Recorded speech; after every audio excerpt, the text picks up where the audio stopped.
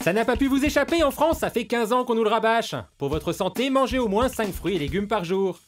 Et les premiers visés par ce slogan? Bah les enfants, pardi. Waouh! Alors un ninja du fruit et légumes c'est bien, mais est-ce que ça suffit à éveiller les consciences? Chloé a vérifié en allant à votre rencontre si c'était des salades. Est-ce que vous consommez des fruits et légumes, monsieur? Ah, comme tout le monde, oui. Je mange des fruits et légumes pratiquement tous les jours. Est-ce que vous mangez des fruits et légumes? Oui, beaucoup. Bah oui, Ouais? quand même. Pourquoi? Pour la santé, c'est Ouais, bon. c'est bon pour la santé. Et pourquoi? Parce que j'adore ça et puis parce que c'est bon pour la santé. Parce que c'est sain, c'est plein de vitamines.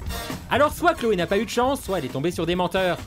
Et oui, en France métropolitaine, la consommation de fruits et légumes frais est estimée à 350 grammes par habitant et par jour. Inférieur donc aux 400 grammes préconisés. Et ça, c'est pas aux petits oignons. Enfin, c'est pas 5 fruits et légumes par jour, quoi. Avec ces 5 fruits et légumes, on arrive à peu près à une couverture optimisée des fibres dont on a besoin. Après, il y a toutes les vitamines. La star des vitamines pour les fruits et légumes, c'est la vitamine C. C'est les seuls à nous apporter de la vitamine C. Et la vitamine C, c'est un antioxydant. Autrement dit, elle aide notre corps à ne pas vieillir prématurément. En même temps, 5 fruits et légumes par jour, c'est une jolie formule, certes, mais de là à savoir exactement ce que ça veut dire, ça...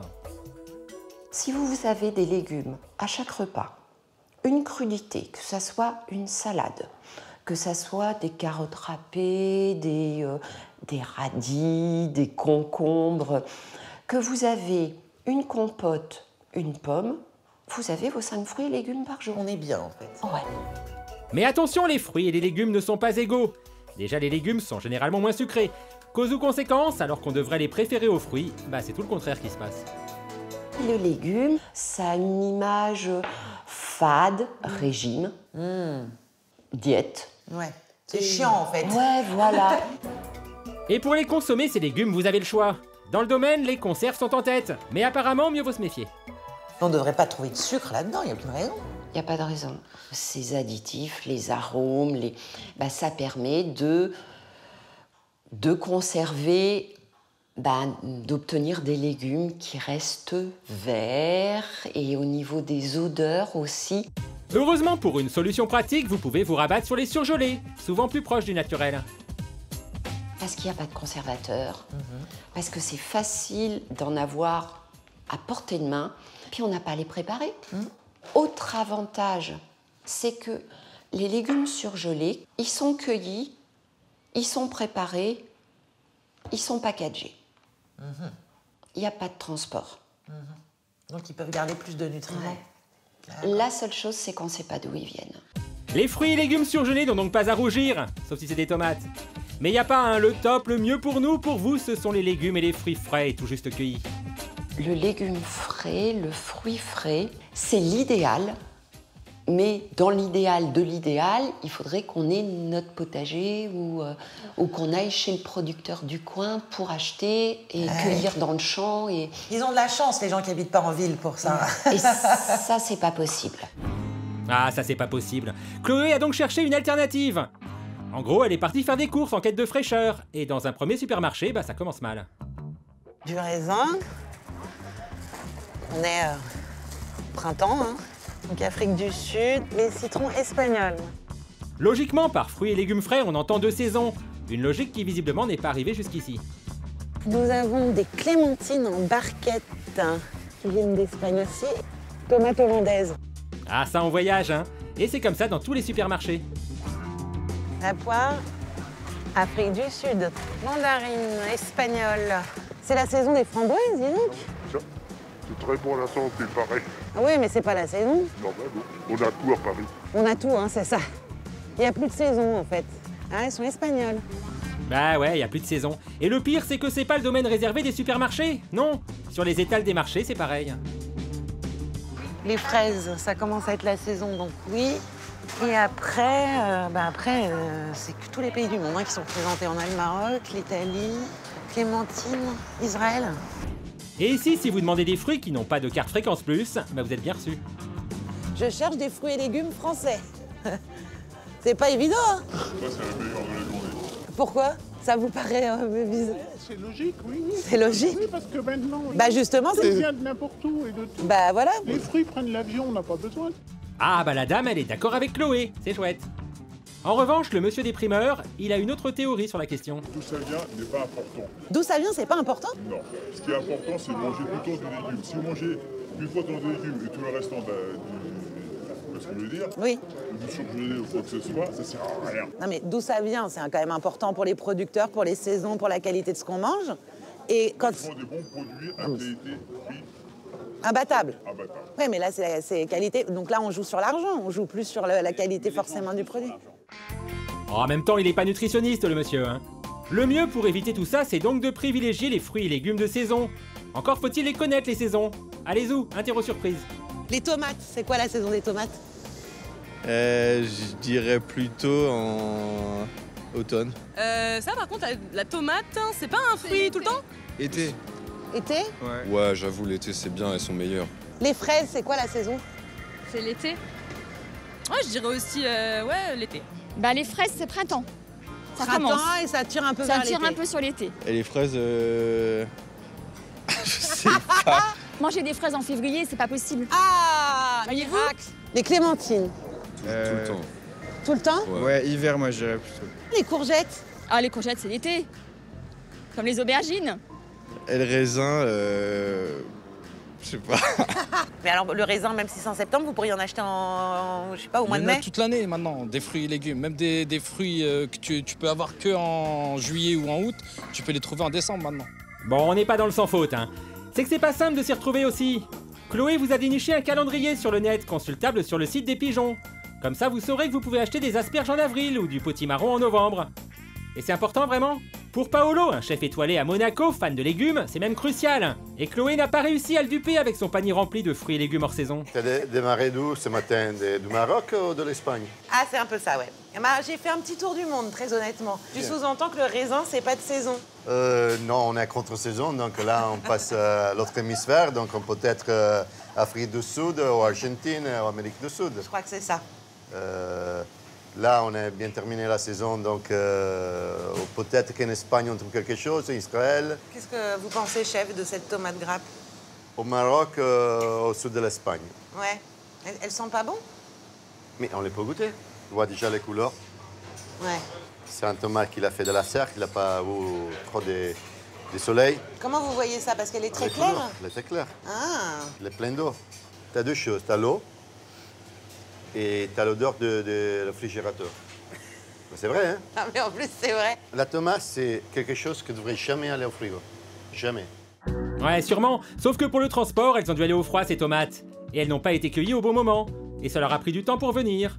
Et tout ça, bah pour Paolo, c'est pas bon. Il apporte aucune valeur nutritionnelle. Il est dur, il est faible, il a pas de goût. Et donc, c'est ça le problème. Donc, c'est pas seulement un problème d'approvisionnement en Espagne, en Argentine, ou ça que ce soit. Mais c'est un problème que, pour arriver jusqu'à là, dans les délais, il doit être ramassé 10 jours avant. Donc, c'est pas prêt à être mangé. Pour accueillir Chloé, Paolo avait préparé son propre panier. Là, on a un sac, on a une saison maintenant. Mais tu vois les couleurs. On a des oignons de printemps, on a des tout petits carottes. Ça que je vois, c'est des couleurs vivantes, réelles. Tout là, C'est vrai qu'il est terne, hein, celui-là, à côté. Hein. ça, c'est mort. Des carottes, des oignons, mais aussi des blettes, des betteraves, des artichauts. Y a de quoi faire. Tout acheté localement, donc cueilli la veille ou le jour même. Et Paolo, il n'y voit que des avantages. À niveau économique, quand on a un produit qui c'est une saison, les prix, bien sûr, ça baisse. Et c'est là qu'on doit acheter ces produits. Les produits de saison, on doit manger coloré, on doit manger selon la saison. Pour, bien sûr, un produit qui c'est une saison, c'est en pleine maturité et n'apporte à notre organisme des propriétés nutritionnelles, des valeurs. Alors quoi, ça y est, la vie est belle. Il suffit d'acheter des produits de saison et voilà, basta cosy. Bah non, c'est pas si simple, c'est jamais simple. Car nos fruits et légumes, qu'ils soient de saison ou pas, ils sont traités, parfois. Souvent, c'est ce que Chloé a tenté de savoir. D'ailleurs, dans certains supermarchés, on joue la transparence et les traitements subis par les produits sont mentionnés. Et ça, c'est rassurant. Ou pas. Ah, les bananes traitées au tabendazole. Eux, ils sont traités à l'imazalil et qui sont donc traités à l'orthopénylphénol. Chloé, elle s'y connaît grave en fruits et légumes, mais moins en thiabendazole ou en pénylphénol. Il y a plein d'étiquettes là où il y a écrit traitement. Je voulais savoir ce que c'était. Orthophénil, il y en a plein en fait. Et vous savez ce que c'est ça? Non, du tout. Vous savez pas? Du tout. D'accord. Alors elle est allée voir Olivier, qui s'y connaît bien, lui. Ah oui, le thiabendazole, il voit très bien ce que c'est. Alors ça, c'est un grand classique pour les agrumes et la banane. Hein. Ah. Reclassé, je crois, possiblement cancérigène aux États-Unis à certaines doses. Vous avez la peau, hein, effectivement, qui protège le fruit. Vous n'allez pas manger la peau. Mais il y a certaines études qui montrent quand même que pendant le stockage des fruits, surtout si c'est les produits qui sont gardés en frigo un moment, etc., les produits ne sont pas immédiatement consommés. Les pesticides en question, les fongicides, peuvent migrer de la peau dans le fruit. Donc on en retrouve sans doute des traces à l'intérieur du fruit, même quand on le pèle. Le thiabendazole, c'est un fongicide, un produit pesticide destiné à lutter contre les champignons et les moisissures après récolte. Et son usage est très fréquent. Ah oui, pour Olivier, tout baigne. En général, les bananes, les agrumes baignent dans les fongicides pour éviter la pourriture après récolte. Et là, quand je dis baignent dans les fongicides, ils sont littéralement baignés dans les fongicides. Et si tous les fruits sont identiques, brillants en plus, on peut penser que ça correspond à une utilisation de fongicides importante pendant la culture. Peut-être le fruit a été ciré également après récolte pour qu'il ait un aspect luisant. Ça veut dire quoi, cirer un fruit? Ciré, ça veut dire qu'une fois qu'il est cueilli, avant ou en le mettant au frigo, parce qu'il va être commercialisé des mois après sa cueillette, on asperge dessus une cire qui va lui donner un aspect brillant. Et, en termes de marketing, vous voyez, la pomme un peu rouge et brillante, ça semble correspondre au désir, soi-disant, du consommateur. Mais je doute d'ailleurs que les gens sachent qu'il y a un produit qui fait briller la pomme artificiellement. Mais moi, je ne le savais pas. Chloé, elle savait qu'il fallait se méfier des produits trop parfaits, trop beaux pour être vrais, quoi. Mais de là à ce qu'ils soient potentiellement dangereux pour la santé, ça lui a fait passer le goût du fruit. Alors elle est allée se plaindre à Greenpeace. On nous vend des produits qui, clairement, ont été produits avec des pesticides qui sont en grande partie dangereux. En premier lieu, d'ailleurs, pour les agriculteurs, qui en sont les premiers usagers, et pour les consommateurs en bout de chaîne. Pour nous tous, parce que finalement, ils sont utilisés dans notre environnement. Et qui se retrouvent, in fine, sur le produit. On nous vend des produits, clairement, en tout cas, qui, mélangés les uns aux autres et la manière dont ils sont produits, vont les uns et les autres nous rendre malades. Alors, pas du jour au lendemain, évidemment. C'est incroyable. Mais quand on se dit ça réalité. comme ça, c'est incroyable. On dit, incroyable. ça, c'est censé nous nourrir, en fait. C'est censé nous apporter des nutriments. Les fruits et les légumes, c'est sain pour nous. Bien et sûr. en fait, ça nous intoxique. Ouais, on vous cache pas qu'elle était remontée, Chloé. Alors bim, petit point pesticide. Sous cette appellation se cachent différents produits. Les fongicides, donc, qui dézinguent les champignons ou les moisissures. Les insecticides, qui dégomment les insectes. Ou encore les herbicides, pour dessouder les mauvaises herbes. En Europe, les champions des pesticides, ce sont les Espagnols. Mais rassurez-vous, enfin, façon de parler, on est juste derrière. Alors, comment le savoir? Généralement, plus les prix sont bas, plus les produits sont traités. Et ça peut changer.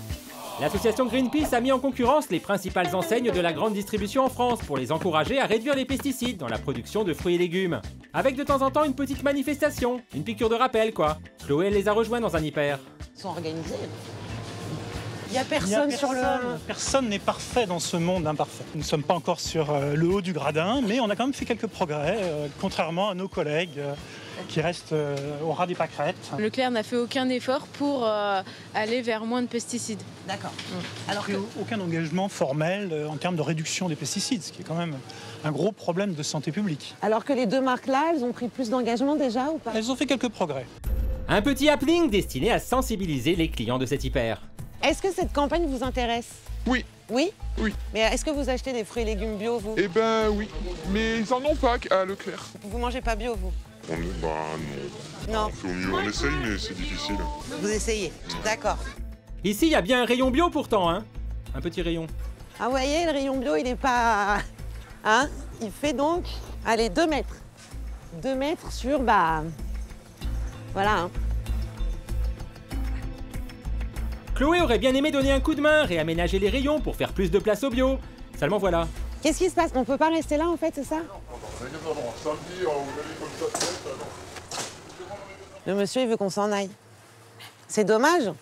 C'est bien de prévenir les gens qu'ils achètent des produits pleins de pesticides. On reviendra et on continuera à sensibiliser les consommateurs et à leur expliquer que, bien sûr, ils peuvent changer leur manière de manger, chacun peut agir à son niveau, mais le distributeur, lui aussi, peut et doit proposer des produits différents C'est sa responsabilité. C'est sa responsabilité.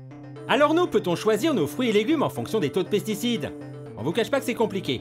Plusieurs classements existent et en général, le kiwi ou la pastèque côté fruits, les asperges et les aubergines côté légumes ressortent souvent parmi les moins pollués. En revanche, parmi les légumes les plus pollués, on trouve les pommes de terre, les carottes ou encore la salade. Ça, chez Génération Future, ils le savent bien, ils en ont analysé des salades. On a trouvé en moyenne 4 résidus, alors ça allait de 0 à 10, et les gros écarts. On sait faire des salades sans résidus de pesticides, mais aussi des salades à 10 résidus.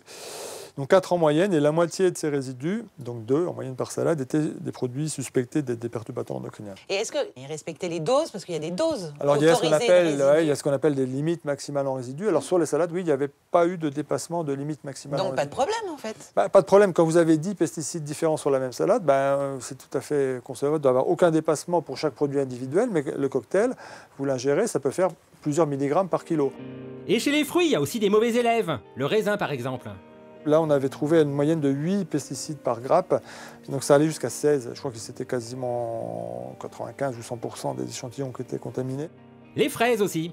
Là aussi, on a trouvé des fraises, même en conventionnel, à 0 résidus, mais on a trouvé des fraises avec plus de 10 résidus. Et ça pose aussi un problème. On a trouvé là aussi des produits interdits. Et l'une des championnes en matière de traitement aux pesticides, c'est la pomme. Pour le mesurer, Chloé s'est rendue dans le Limousin, le nouveau pays de la Golden, l'une des 3 variétés de pommes les plus consommées en France. Le pays de Fabrice aussi, porte-parole d'une association de riverains mécontents. Ces cavités prennent un champ de pommiers, pas de problème, c'est joli, mais c'est sans compter sur les dérives. Donc en effet, là, on est quand même très près des habitations, quoi. Ben oui, ça on ne peut pas l'inventer, hein. Effectivement, on se retrouve à moins de, il y a moins de 20 mètres, 20 mètres entre cette habitation, celle qui est en train d'être rénovée, et la zone de traitement. La problématique, ce n'est pas les pommiers et l'arboriculture, la problématique, c'est bien les produits qui sont utilisés dans ces activités-là, et surtout, au-delà des produits, c'est la dérive systématique qu'il y a dès lors qu'il y a un traitement. La dérive dont parle Fabrice, la voilà, filmée par un voisin. Un nuage de pesticides qui a tendance à s'échapper des champs pour rallier les maisons aux alentours. Et le problème, c'est qu'on ne sait pas toujours de quoi ce nuage est constitué, même si on se doute que c'est pas tip-top en matière d'environnement et de santé. D'une année sur l'autre, ça peut être variable, mais on entend parler de 30, 35. Le chiffre officiel, c'est 36 traitements. On a des années en fonction de la pluviométrie où on peut monter à 40, 45 traitements par saison. On ne sait pas si c'est un produit qui est classé perturbateur endocrinien, qui est classé cancérigène, mutagène, reprotoxique, ou si c'est un produit totalement anodin. Les médecins ont l'air de dire que la majorité des produits utilisés sont problématiques pour notre santé. Ils parlent de 75% de produits qui seraient CMR, donc cancérigènes, mutagènes, reprotoxiques, et perturbateurs endocriniens pour certains. Là, on parle beaucoup de cette pomme-là, mais j'imagine que ce n'est pas la seule à être traitée. Bien sûr, il n'est pas question, nous on est dans la région de la Golden, mais il n'est pas question de stigmatiser la seule Golden, puisque toutes les pommes qui sont produites en conventionnel, on va dire, ont la même problématique, qu'elles soient jaunes, qu'elles soient rouges ou qu'elles soient vertes, c'est le même problème. Fabrice travaille à la mise en place d'une charte de bonne conduite en étroite relation avec les arboriculteurs du coin et le département. Ça veut dire que les accords sont possibles, si. Grâce à une zone tampon d'au moins 50 mètres entre les champs et les habitations par exemple, ou alors en aménageant les alentours. Il n'est pas question de monter des murs de parpaing tout le long des vergers. Il y a des dispositifs, notamment des haies végétales qui sont plantées en quinconce, ce qu'on appelle des haies doubles, avec des essences bien particulières qui vont retenir une bonne partie de cette dérive. Donc si on arrive déjà à limiter cette dérive-là, ça serait déjà un bon départ. Chloé aurait bien aimé discuter de tout ça avec Sauvons les fruits et légumes, un collectif d'agriculteurs français qui en a un peu marre de la diabolisation des pesticides de la part des médias. Ça se défend, sauf qu'ils n'ont pas voulu parler à Chloé. Du coup, elle risque pas de changer d'avis.